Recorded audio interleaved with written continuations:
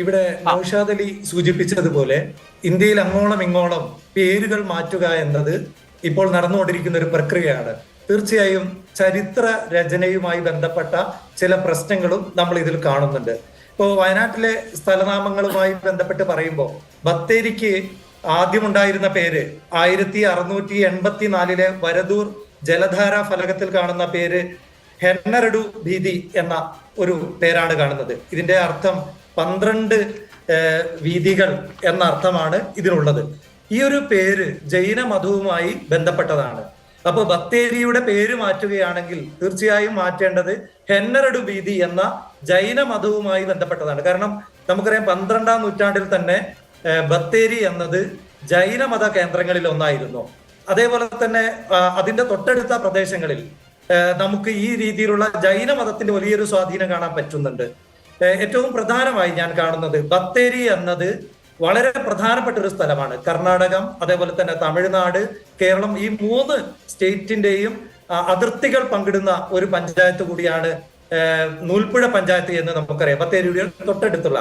അതേപോലെ തന്നെ കേരളത്തിലെ പ്രബല മതവിഭാഗങ്ങളായ ഹിന്ദുമതം, ഇസ്ലാം മതം, ക്രിസ്തു മതം, ജൈനമതം, അവ കൂടാതെ 1/2 ഡസനിലേറെ ആദിവാസി വിഭാഗങ്ങൾ, അതേപോലെ തന്നെ വയനാടൻ ചെട്ടി, മാണ്ടാടൻ ചെട്ടി തുടങ്ങി 18 ചെട്ടിമാർ, അങ്ങനെയാണ് പറയപ്പെടുന്നത്. ഇത്തരത്തിലുള്ള ഒട്ടേറെ ജനവിഭാഗങ്ങൾ ജീവിക്കുന്ന, വളരെ സ്നേഹത്തോടെ സൗഹാർദ്ദത്തോടെ ജീവിക്കുന്ന ഒരു പ്രദേശമാണ് ബത്തേരി എന്നത്. മതേതരത്വ മൂല്യങ്ങളും മതസൗഹാർദ്ദവും കാത്തു സൂക്ഷിച്ച ഒരു പ്രദേശവും കൂടിയാണിത്. അവിടെ നമ്മൾ മിത്തിലേക്ക് തിരിച്ചു പോകണം എന്ന് പറയുന്നത് ഒട്ടും തന്നെ ശരിയായ ഒരു രീതിയല്ല. നമുക്കറിയാം ബത്തേരിയിൽ പ്രധാനമായും 3 ക്ഷേത്രങ്ങളാണുള്ളത്. ഒന്ന് മാരിയമ്മൻ ക്ഷേത്രം, അതേപോലെ തന്നെ ജൈന ബസ്തി, അതേപോലെ ഗണപതി വട്ടം ക്ഷേത്രവും. ഈ 3 ക്ഷേത്രങ്ങളും വളരെ പ്രധാനമാണ്, ഞാനത് നിഷേധിക്കുന്നില്ല. ഈ ക്ഷേത്രങ്ങളുടെ ചുറ്റുപാട് ജീവിക്കുന്ന ആളുകൾ ആ സ്ഥലങ്ങളുടെ പേരാണ് മുമ്പ് പറഞ്ഞിരുന്നത്. ജൈനബസ്തിയുമായി ബന്ധപ്പെട്ട് ജീവിക്കുന്നവർ അവിടുത്തെ ആ പേര് പറയുന്നു. മാരിയമ്മൻ എന്ന ദ്രവീഡിയൻ കൾച്ചറിലുള്ള ഒരു ആരാധനാലയം, അവിടെ അതുമായി ബന്ധപ്പെട്ട ഒരു പേര് നിലനിന്നു. ഗണപതി വട്ടം എന്നത് ബത്തേരിയുടെ ഒരു മുഴുവൻ പേരല്ല ഒരു കാലത്തും. നമുക്കറിയാം കുറച്ച് നൂറ്റാണ്ടുകൾ പിന്നിലേക്ക് പോകുമ്പോൾ അതൊരു നഗരം പോലും അല്ല.